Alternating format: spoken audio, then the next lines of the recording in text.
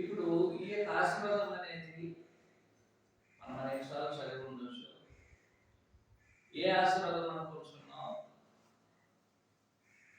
ఒకవేళ పరలోకాన్ని మనం స్వతంత్రించుకోవాలి. ఆశీర్వాదం గురించి ఇక్కడ ఆయన మాట్లాడుతున్నాడండి. అని దాని గురించి మాట్లాడుతున్నాం. దేనికి ఏ ఆశీర్వాదం గురించి మాట్లాడుతున్నాడు ఆయన? ఇప్పుడు 10వ వచనం గమనించాలి. 10వ వచనంలో ఏ ఆశీర్వాదం క్రైస్తవులు పొందడానికి పిలువబడి ఉన్నాము తెలియజేసే సందర్భము 10వ వచనం. 10వ వచనంలో జీవమును ప్రేమించి మంచి దినములను చూడబోతున్నవాడు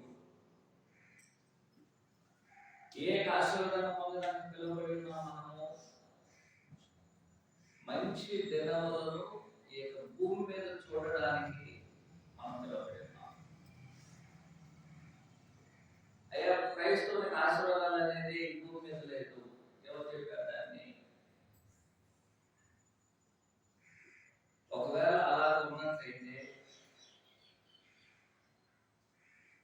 ఈ యొక్క ప్రవచనం అనేది లేక ఈ వచనం అనేది ఎవరికి రాయబడింది? ఇశ్రాయేలీయులకు రాయబడింది. ఇశ్రాయేలీయులకి రాయబడింది. 34వ కీర్తనలో ఈ విధంగా తెలియజేయబడిందిగా 34వ కీర్తన 12వ వచనం.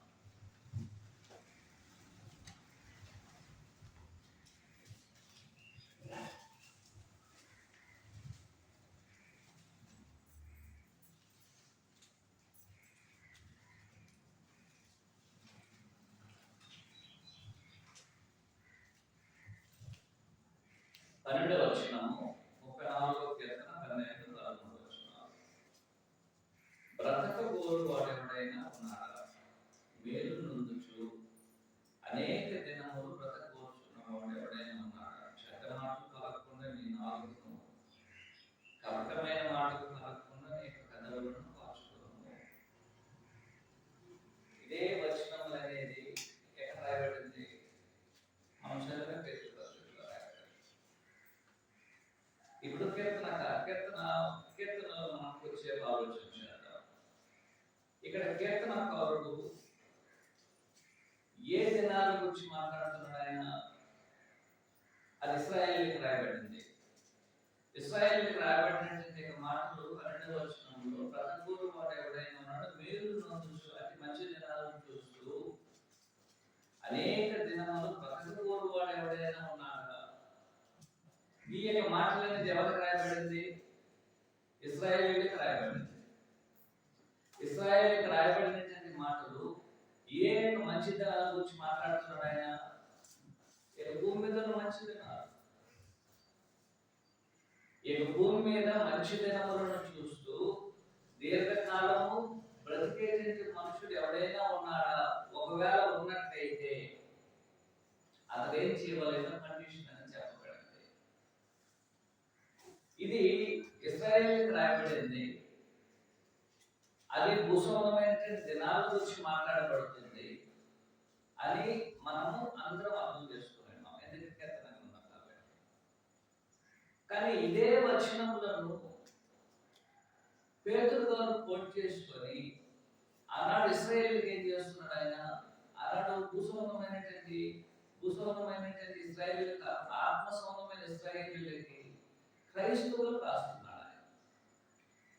ఏమని రాస్తున్నారు? జీవమును ప్రేమించి మంచి దినములు కోరుకుంటున్నట్లయితే దేవుడు మనల్ని ఏం చేస్తున్నాడు? దేవుడు ఏం చేస్తున్నాడంటే మీరు మంచి దినములను చూడవలేనని దేవుడు కోరుకుంటున్నాడు. అంటే దాని అర్థము ఈ భూమి మీద క్రైస్తవుడు మంచి దినములను చూడవలేనని దేవుడు కోరుకుంటున్నాడు.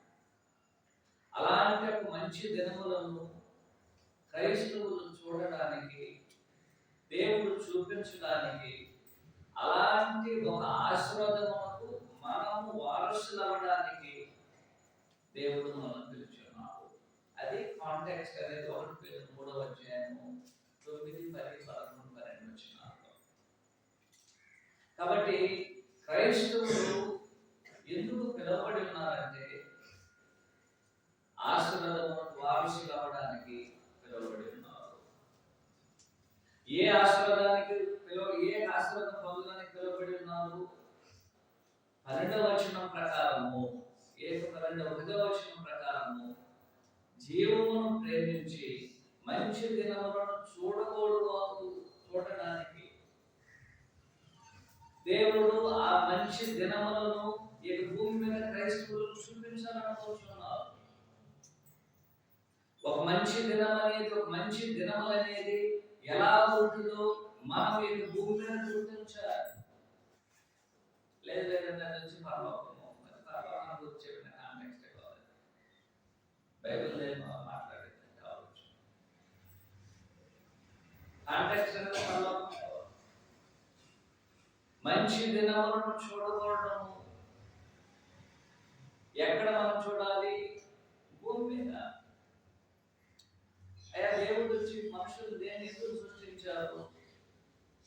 ఒకసారి ఆదాము అవ్వలు పెట్టారు. ఆదాము అవ్వలు పాపం చేయనంత వరకు ఎలాంటి దినాలను చూశారు వారు? దానికి మించిన మంచి దినాలు ఎక్కడ వారి జీవితంలో పాపము చేయనంత వరకు వారు మంచి దినాలను చూశారు. ఎంత గొప్ప దినం అంటే అది! ఎంత వారి జీవితంలో మంచి దినమంతా ఉన్నట్టయితే ఆదాము పాపం చేయనంత వరకు వారు చూసినటువంటి దినాలు అనేది మంచి దినాలు. ఇప్పుడు దేవుడు చెబుతున్నారు, అలాంటి మంచి దినములను క్రైస్తవులకి భూమి మీద చూపించడానికి మిమ్మల్ని పిలుచున్నాను. దానికి వారసులు అవ్వడానికి, అలాంటి మంచి దినములను మీ జీవితంలో మీరు చూడడానికి, అలాంటి మంచి దినములు నేను అనుభవించడానికి దేవుడు మనలను పిలుచున్నాడు. మనము అనేక సందర్భాలు అనుకునేటువంటి ఒక చిన్న తప్పైనటువంటి ఒక ఆలోచన ఏంటంటే, పాత నిబంధన తీసుకెళ్ళిపోతున్నాను మనం పోలుస్తాం. పాత నిబంధన అంతా అన్నట్టు ఇశ్రాయేలుకి ఇవ్వబడింది, వాస్తవమే. అవన్నీ కూడా భూస్వామ్యానికి ఆశీర్వాదాల గురించి చెప్పబడేది. మనము క్రైస్తవులము, మన కొత్త నిబంధన ఇవ్వబడింది, పాత నిబంధన తీసివేయబడింది. కాబట్టి మనకి అన్ని ఆశీర్వాదాల మీద ఎక్కడ పొందేది? మనము పరలోకంలో పొందేది. ఎవరు చెప్పారు? పాత నిబంధన కొత్త నిబంధనకు వ్యతిరేకమైనది కాదు. మొదట పాత నిబంధన ఎప్పుడు ఏ విధానంలో కూడా, అంటే ధర్మశాస్త్రము ఎన్నడూ కూడా కొత్త నిబంధనకి ఏది కాదు, విరుద్ధమైనది కాదు. ఎన్నడూ విభేదించలేదు రెండు. వాటికి ఒకదానికి ఒకటి వ్యతిరేకత అనేది లేదు. ఒక పాత నిబంధన తీసుకుంటే, పాత నిబంధన ఏం చెప్పబడింది? 10వ అధ్యాయం 1వ వచనము ఎబ్రీ గ్రంథం రాస్తూ, పాత నిబంధన ఎలాంటిదండి? అది నేడ అని చెప్పబడింది. అది నేడ. ఒకసారి 10వ అధ్యాయం 1వ వచనం. ధర్మశాస్త్రం రాబోచున్న మేలుల ఛాయగలదే గాని, ధర్మశాస్త్రం అనేది దేనికి నీడై ఉన్నది? నిజానికి నీడై ఉన్నది. కరెక్ట్ అండి? ఒక నిజమైన దానికి నీడ ఏది ఉన్నది? ధర్మశాస్త్రం. దాని అర్థం ఏమిటి? ఇప్పుడు మనం ఎండలో నడుస్తున్నాం. ఎండలో నడిచేటప్పుడు మనకి నీడ అనేది భూమి మీద పడుతుంది. ఆ నీడ నిజమా? నేను నిజమా? నేను నిజమే. కానీ నా యొక్క నీడ నాకు వ్యతిరేకమా? నేను ఎవరునో అదే నా యొక్క నీడ. ధర్మశాస్త్రం అనేది అలాంటిది. ధర్మశాస్త్రం నేడైతే నిజరూపం అనేది ఎక్కడుంది? కొత్త నిబంధనలో ఉంది. ఈ యొక్క కొత్త నిబంధన యొక్క నీడ ఏమై ఉన్నది? ధర్మశాస్త్రమైనది. అంటే నా యొక్క నీడ నాకు వ్యతిరేకం. అంటే నా యొక్క రూపం వేరే, నా యొక్క నీడ యొక్క రూపం వ్యతిరేకంగా ఉంటుందా? లేదు, నేనే నా యొక్క నీడే నా యొక్క ధర్మశాస్త్రం. అంటే కొత్త నిబంధన యొక్క నీడ ఏమి ఉన్నది? ధర్మశాస్త్రం. అంటే నేను ఒక రూపంలో ఉన్నా, నా ఎడ్లో ఉన్నటువంటి నా యొక్క ఛాయ అనేది, ఆ యొక్క నీడ అనేది వేరే రూపంలో ఉంటుందా? లేదు. నేను ఎలాగైతే ఉంటున్నానో ఆ యొక్క నీడ ఎక్కడ ప్రతిఫలం చేస్తుంది? ఇప్పుడు భూమి మీద ప్రతిఫలం. నన్ను చూస్తే ఇప్పుడు నేను నీడను చూసి ఏం చేస్తాను? నేను నీడలో ఉన్నది నేనే, ఇక్కడ ఉన్నటువంటిది కూడా నేనే. అందువల్ల నేను నాకు నీడకి వ్యతిరేకత లేదు. కానీ నీడను చూసి ఏం చేయలేము? మనుషులు మనం ఎదిగి ఉండవచ్చు. ఆయన నీడను చూస్తే మీరు తెలుసుకోవచ్చు. ఎందుకంటే కొత్త నన్ను ఎరిగి ఉన్నారు కాబట్టి నా నీడను బట్టి ఏం చేయవచ్చు? మీరు తెలుసుకోవచ్చు. కొత్త నిబంధనలు ఎవరైతే తెలుసుకుంటున్నారో, ఎవరైతే ధర్మశాస్త్రం, ఎవరైతే కొత్త నిబంధన యేసుక్రీస్తు వారు బాగా తెలుసుకుంటున్నారో, పాత నిబంధన కూడా ఏం చేయవచ్చు? వారు బాగా తెలుసుకోవచ్చు. రెండోది, పాత నిబంధన అనేది కొత్త నిబంధనకు వ్యతిరేకం కాదనడానికి రెండో కారణం ఏమిటంటే, కొత్త నిబంధన ఇవ్వబడిన ఆజ్ఞలన్నీ కూడా పాత నిబంధన నుంచి తీసుకురాబడింది. మత్తయి సువార్త 5వ అధ్యాయం 6వ అధ్యాయం 7వ అధ్యాయం చదవాలి. రెండే రెండు నమూనాలు చెప్పబడుతుంది. ఒకటి, దాన్ని కూడా ఒక 2 వచనాలు చదువుతాం. మత్తయి సువార్త 5వ అధ్యాయం 6, మత్తయి 5, 6, 7 అధ్యాయాలు. ఈ అధ్యాయంలో కొన్నిటిని మాత్రం మనం చదువుతాం.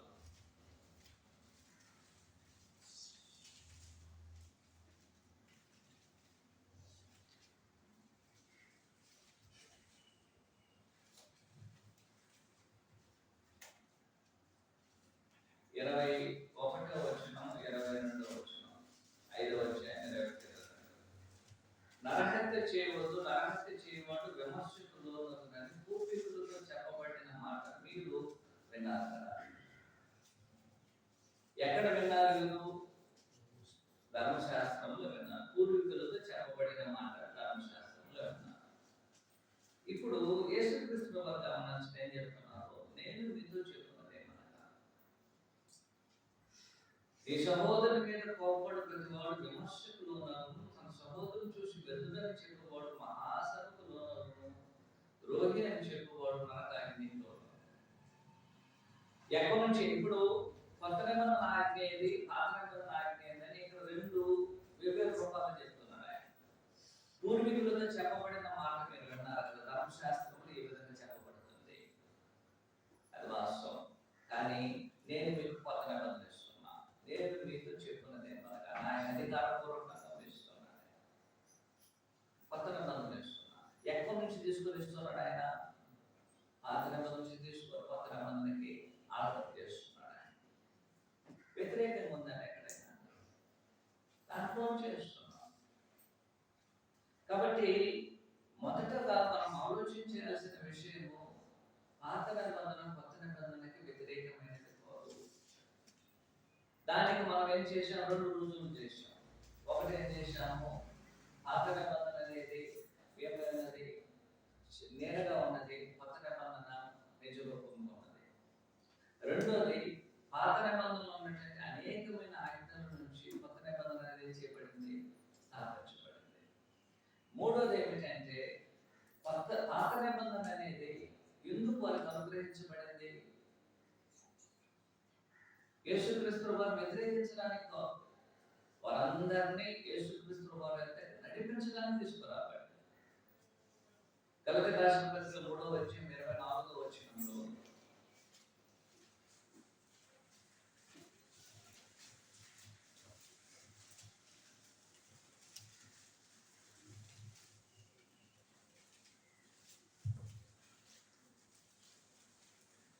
గలతీ రాసిన పత్రిక 3వ అధ్యాయం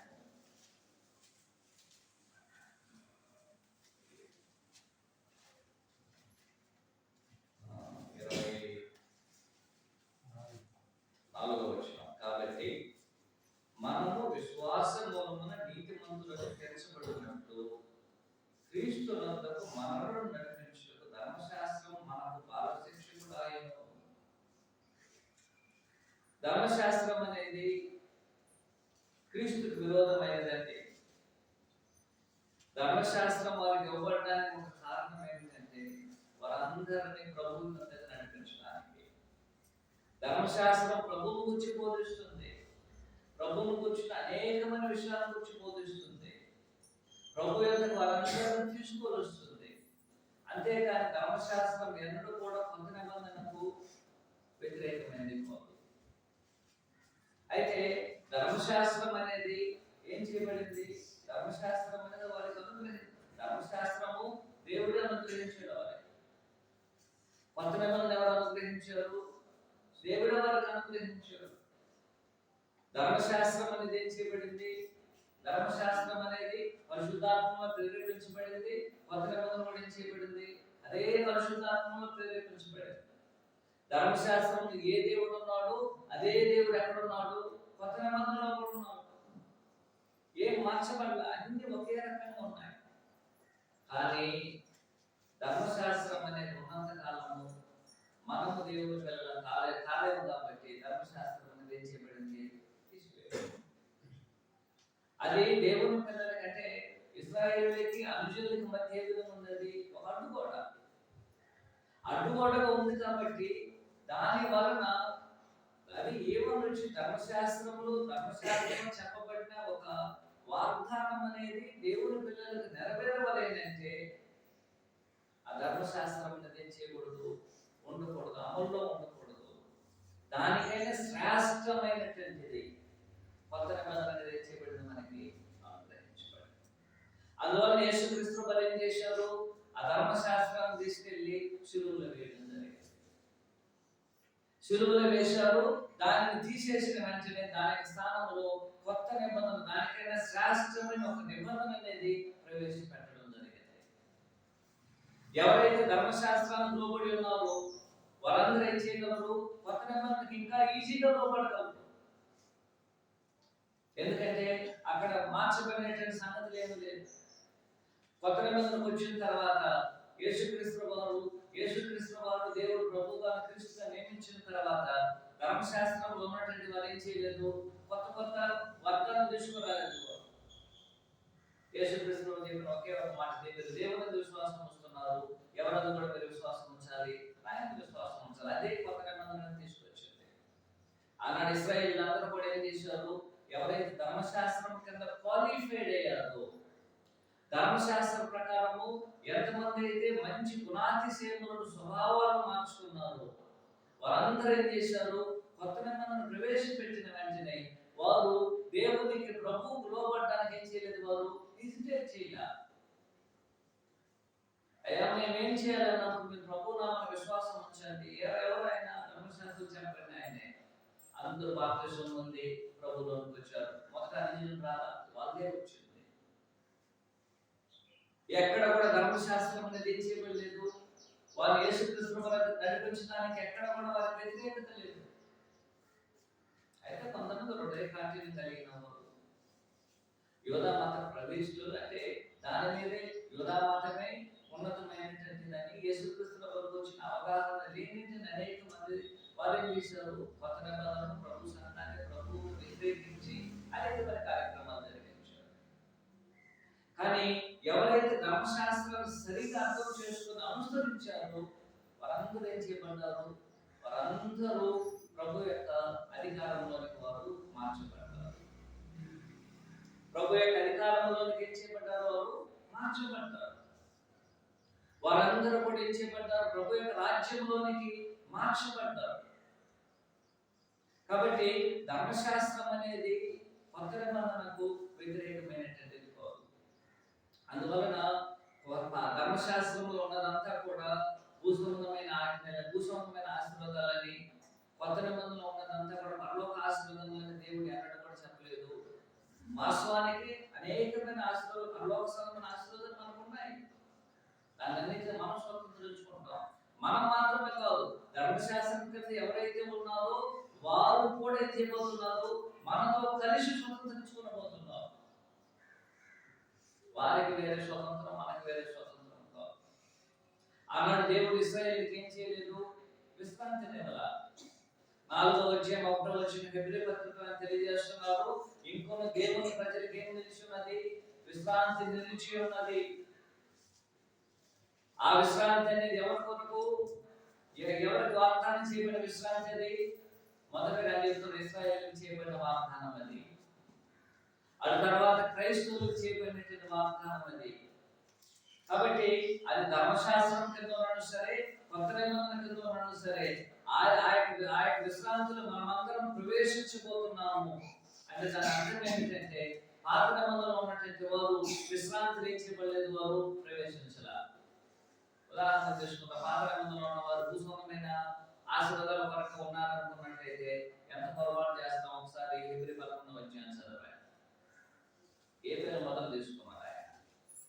అబ్రహాం, ఇస్సాకు, యాకోబు, మోషే వారి గురించి 11వ అధ్యాయం తెలియజేసినప్పుడు వారందరూ ఈ భూమి మీద భూస్వంగమైన ఆశీర్వాదాల కొరకు దేవుని ఇచ్చారని వారు